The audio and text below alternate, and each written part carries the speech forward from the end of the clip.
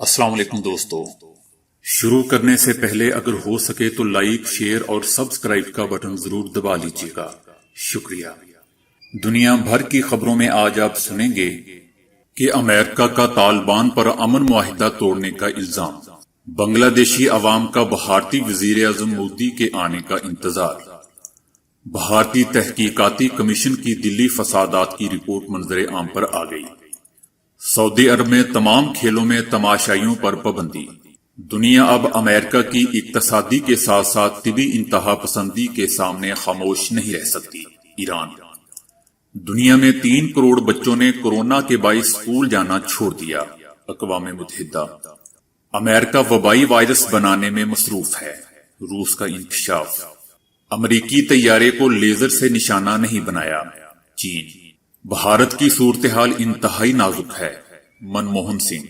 زندگی یا عمر کا سائز صرف اللہ کے ہاتھ میں ہے، لیکن سائنس اسے بڑھانے کی کوشش کر رہی ہے، مگر کیسے؟ یونیورسٹی آف آکسفورڈ اتنی پرانی ہے کہ اس کی آخری لیٹسٹ بلڈنگ 1380 میں بنی تھی۔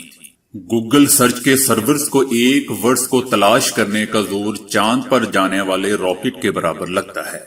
تو آئیے چلتے ہیں اب خبروں کی ڈیٹیل کی طرف۔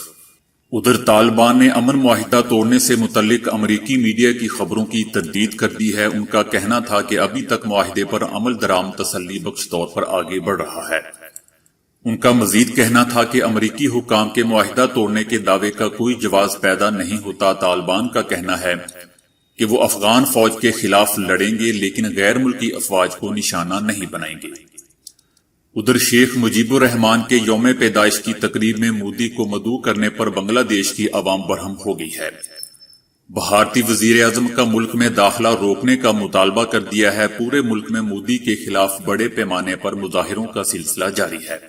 مودی نے شیخ مجیب الرحمان کی 100ویں سالگرہ کی تقریب میں شرکت کے لیے 17 مارچ کو ڈھاکہ پہنچنا ہے۔ مودی کا بنگلہ دیش کا دورہ پہلے سے طے تھا، تاہم دلی میں مسلمانوں پر بڑے پیمانوں پر ظلم اور مساجد جلانے کے بعد بنگلہ دیشی عوام نریندر مودی کے خلاف اٹھ کھڑے ہوئے ہیں۔ ادھر بھارتی دارالحکومت نئی دلی کی تحقیقاتی رپورٹ سامنے آ گئی ہے۔ تحقیقاتی کمیشن کی رپورٹ میں ہوشربا انکشاف سامنے آئے ہیں۔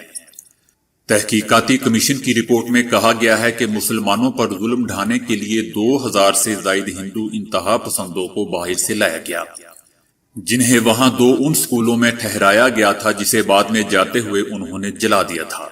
دونوں سکولوں میں رات گئے ماسک اور ہیلمٹ پہنے ان لوگوں نے قریب گھروں اور دکانوں کو بھی جلایا۔ تحقیقاتی کمیشن کا مزید کہنا تھا کہ صرف اور صرف مسلمانوں کی دکانوں اور گھروں کو چن چن کر لوٹا اور جلایا گیا۔ 122 مکانات، 322 دکانیں اور 300 گاڑیوں کو جلا دیا گیا، جبکہ اس دوران 4 مسجدیں شہید کی گئی، 5 گودام، 3 فیکٹریاں اور 2 سکول بھی جلا دیے گئے۔ تحقیقاتی کمیشن نے کہا کہ حیرت کی بات یہ تھی کہ ان 3 دنوں میں ہندوؤں کی دکانیں، گھر محفوظ رہے۔ کمیشن کی رپورٹ میں دعویٰ کیا گیا کہ ایسا کرنا ایک یک طرفہ منصوبہ تھا۔ کمیشن ٹیم جہاں بھی گئی دیکھا کہ مسلمانوں کو جان بوجھ کر نشانہ بنایا گیا تھا۔ رپورٹس میں یہ بھی انکشاف کیا گیا ہے کہ مسلمانوں کے گھروں کو جلانے سے قبل ان گھروں کو لوٹا بھی گیا۔ ادھر سعودی عرب میں فٹ بال سمیت تمام کھیلوں میں تماشائیوں کے داخلے پر پابندی عائد کر دی گئی ہے۔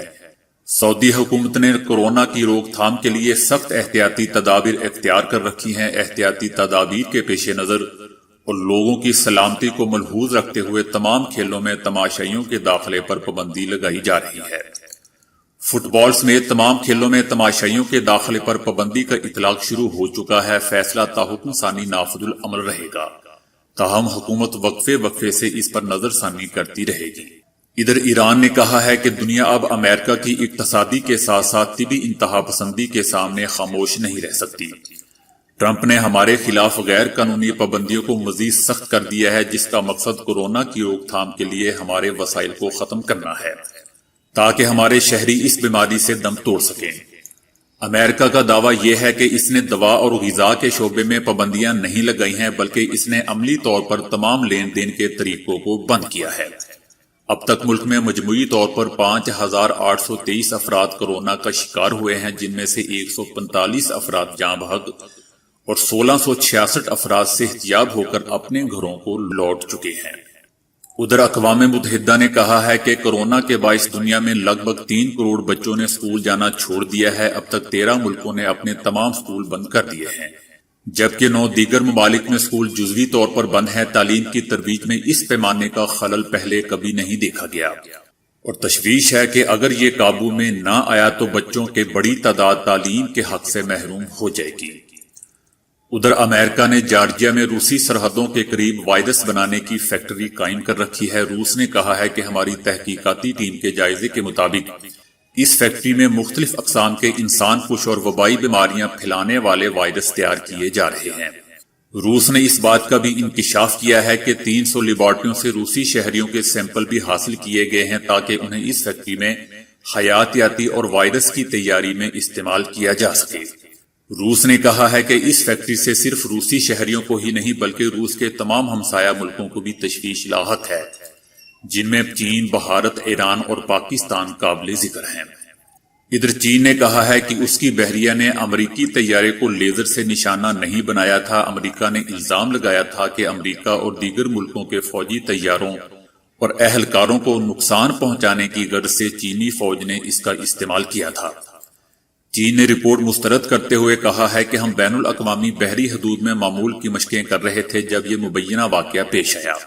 امریکی طیارہ نچلی سطح پر دائرے میں چکر لگا رہا تھا، جبکہ چین کی جانب سے اسے بار بار خبردار بھی کیا گیا لیکن وہ باز نہیں آیا۔ امریکی طیارے کا یہ انداز غیر دوستانہ تھا۔ امریکی بحریہ نے اس واقعے کے بعد 1 ہفتے تک چین کی وضاحت کا انتظار کیا اور اس کے بعد چین پر یہ الزام لگایا۔ امریکہ نے کہا کہ لیزر سے نشانہ بنانے کا انکشاف طیارے میں نصب سینسرز کی مدد سے ہوا جو کھلی آنکھ سے دیکھنا ممکن نہیں تھا۔